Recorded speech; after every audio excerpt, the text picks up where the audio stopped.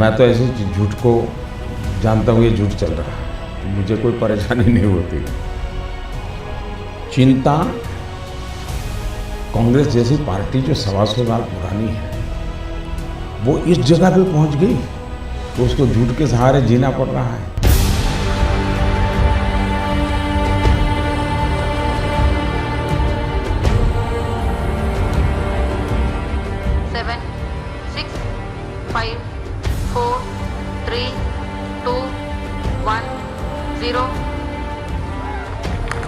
समय आप इस वीक में देख रहे हैं 2 S-200 rocket perfectly normal lift off S-200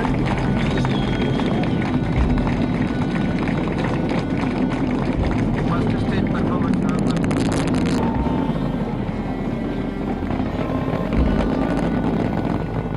सदन के सामने स्पष्ट करना चाहता हूं, एज अ लेजिस्लेटर, मैं जब दोनों संकल्प और बिल लेकर आया हूं तो मैं मानता हूं कि जम्मू कश्मीर में एक लंबे रक्तपात भरे युग का अंत धारा 370 के समाप्त होने से बनेगा।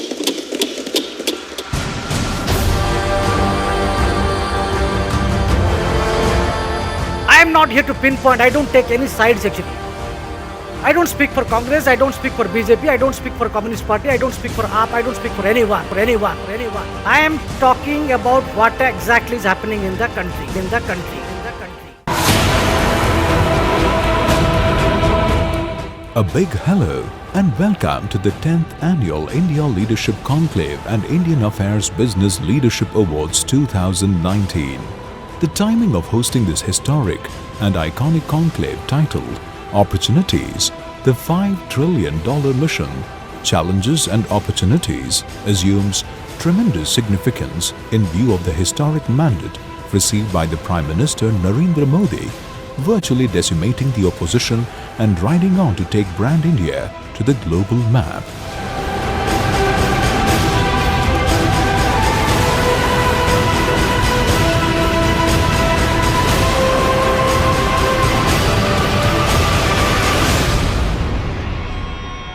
There are two important and significant landmarks post the second term of the Modi government. Chandrayaan-2 launch from the Satish Dhawan Space Centre at Sriharikota from its most powerful rocket with a plan to land the rover on September 7th in the unexplored lunar South Pole, carrying a billion dreams in a giant leap for the country's ambitious low-cost space program, the most complex and prestigious mission ever undertaken by the Indian Space Research Organisation ISRO, making India the fourth country after Russia, the US and China.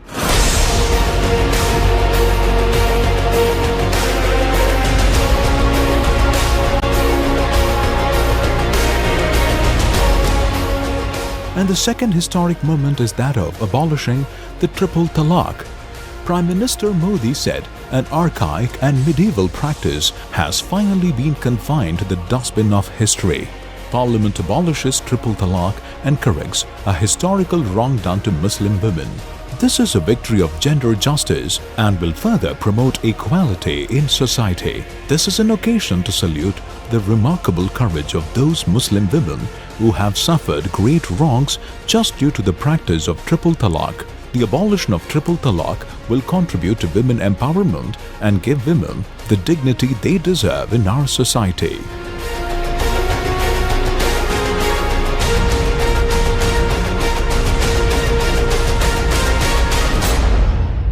Ladies and gentlemen, India, the second most populous nation in the world, is also one of the largest and fastest growing economies in the globe. The economic growth, along with various factors, including a large pool of youth population and proficiency in a global language like English, is expected to propel the country into becoming a developed economy. The ruling Narendra Modi government has set the ambitious target of taking the economy to $5 trillion in the next 5 years.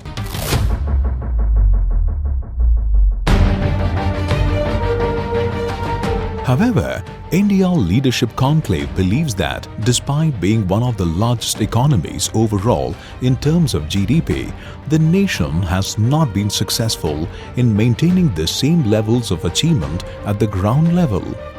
The country is ranked 139th when it comes to per capita GDP. Also, when you assess individual purchasing parity, the ranking of the country is 119.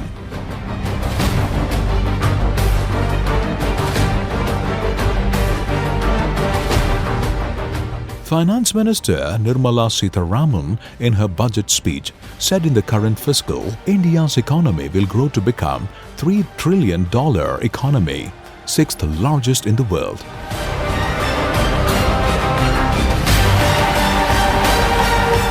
There is no doubt that Narendra Modi's ruling Bharatiya Janata Party is an election-winning machine.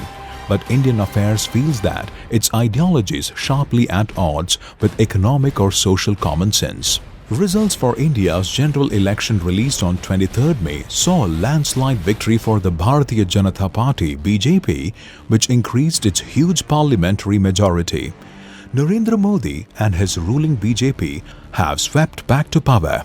The party won 303 seats in the Lok Sabha, the lower house of India's parliament, bettering the 282 seats they won in 2014, a performance that not many thought was possible. BJP's historic win decimated the opposition.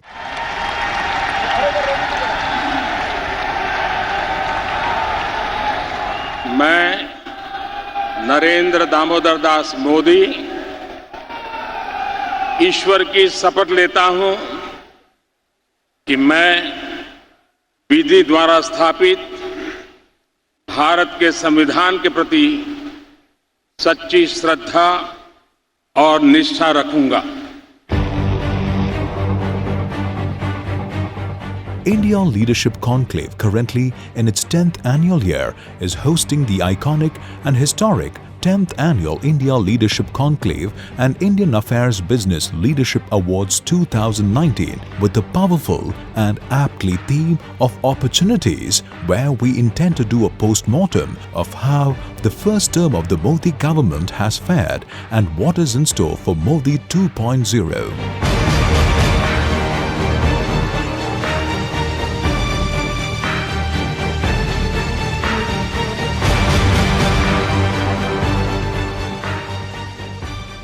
Ladies and gentlemen, India Leadership Conclave platform has always maintained to show the real picture of India and believes that if India has to realize its India at 75 vision by 2022 and its dream of becoming a $5 trillion economy by 2025, bold and transformative measures will have to be implemented by the government.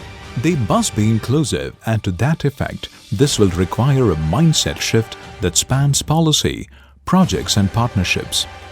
Independent India is 71 years old and may be the fastest growing economy in the world.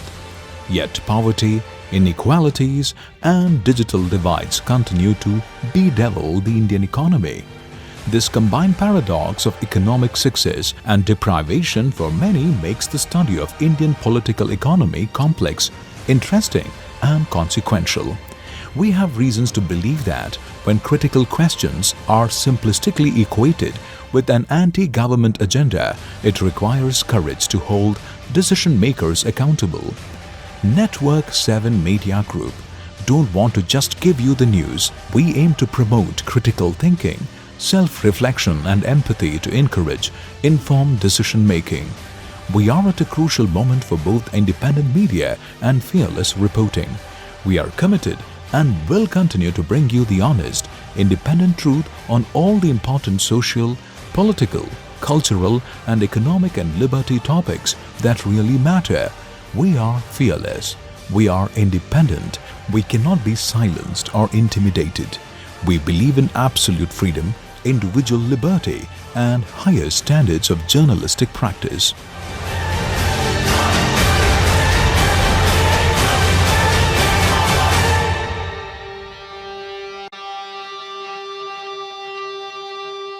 Ladies and gentlemen, India's $5 trillion economy plans looks good on paper, but it needs to address gaps. India Leadership Conclave is of the opinion that India needs foreign direct investment, FDI urgently, and lots of it. Since FDI, unlike portfolio investment, is long-term patient capital, entrepreneurs and bankers like to examine proposals very carefully.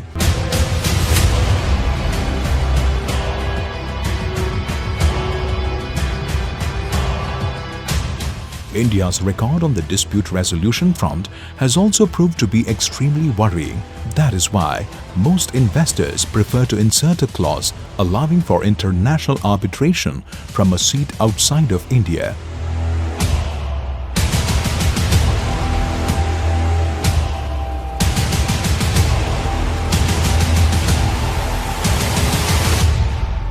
India's judicial sector needs massive overhaul and must be free from political interference.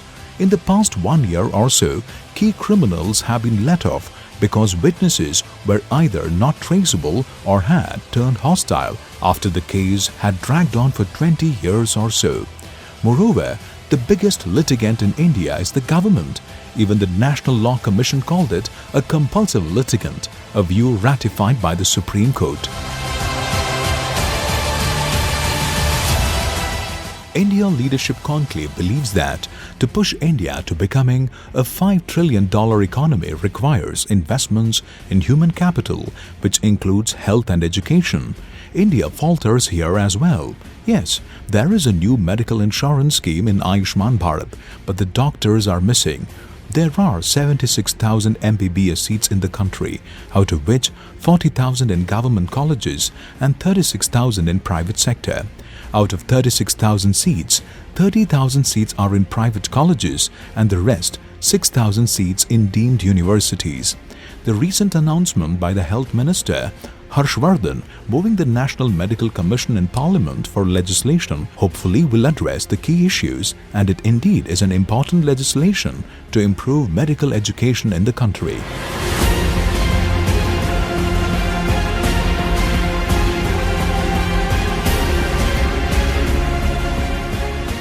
Indian Affairs believes that India has seen a phenomenal rise in unemployment the last decade, from around 2% in 2011-2012 to 6% in 2017-2018, the highest in more than 4 decades.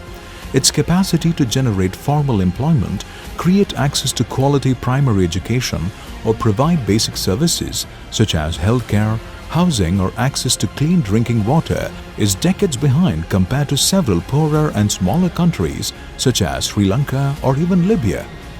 The principal challenge that any government in India will confront is that of tackling these public policy shortfalls.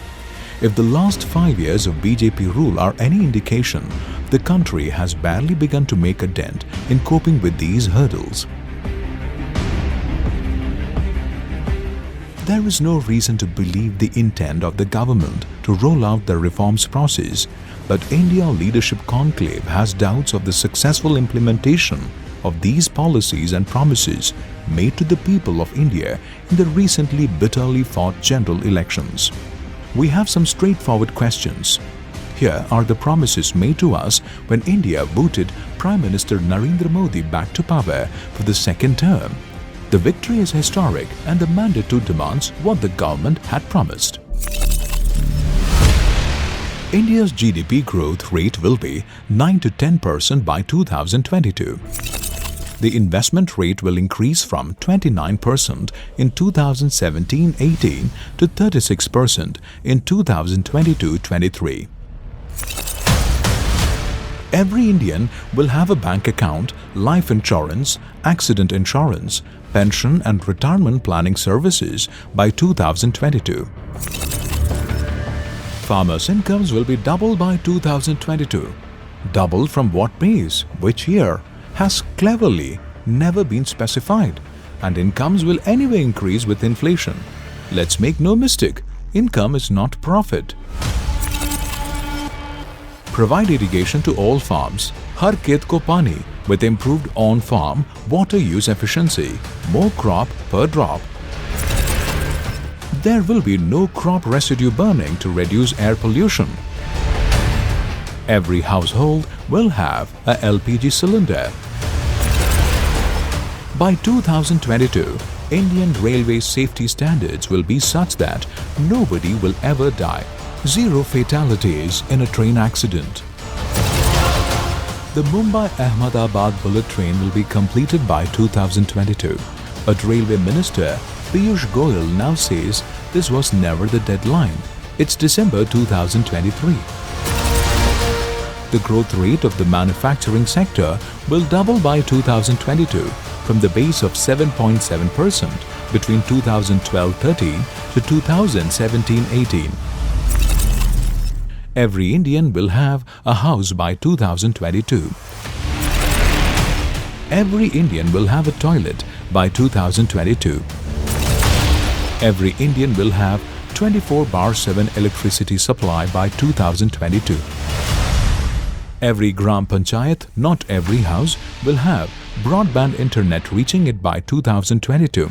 This was supposed to have been done by 2018. The government will ensure 100% digital literacy by 2022. In other words, every Indian will know how to use the internet. Every Indian will have a water connection by 2022. This deadline has already been extended to 2024 without pretending it was ever promised to be delivered by 2022.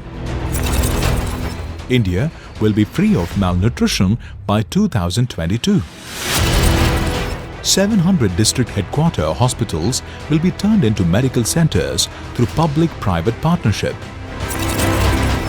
Private industry will be made to adopt primary healthcare centers (PHCs) to train healthcare professionals, upgrade technology and improve patient outcomes.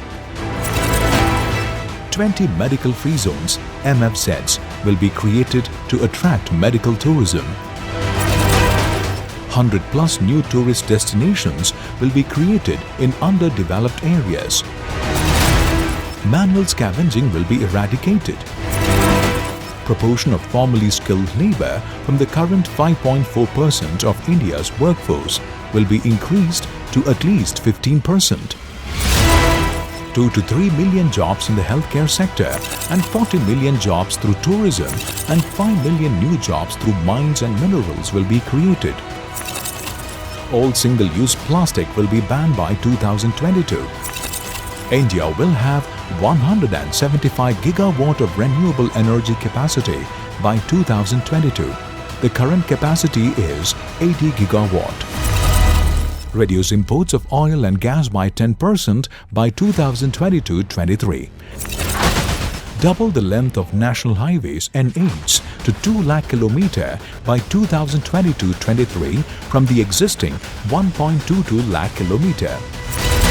All delayed infrastructure projects as of 2017, some of which have been in the works for decades, will be completed by 2022. The female labour force participation rate will be 30% by 2022. No student in any school in India will drop out before completing class 10. No student will be out of school.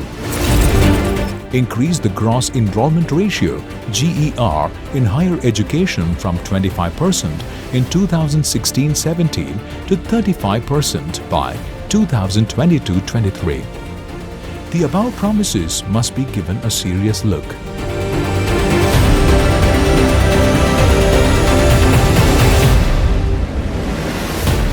Ladies and gentlemen, India may be the fastest growing major economy in the world, but it confronts serious headwinds with growth slowing, demand waning, private investment still missing, and the global economy facing uncertainty. The economy must expand significantly faster than it is growing today.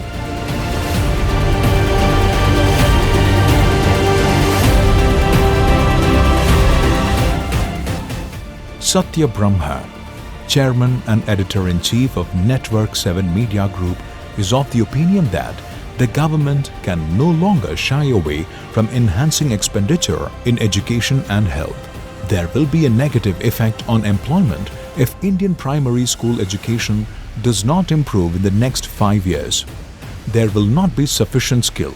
The Ayushman Bharat healthcare scheme will also need more funds.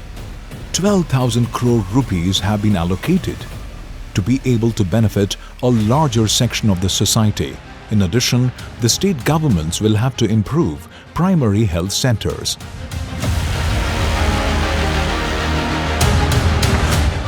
Rapid economic growth is also crucial if India is to generate jobs for its youthful workforce, eradicate extreme poverty, and achieve Modi's aim of turning India into a major player on the world stage.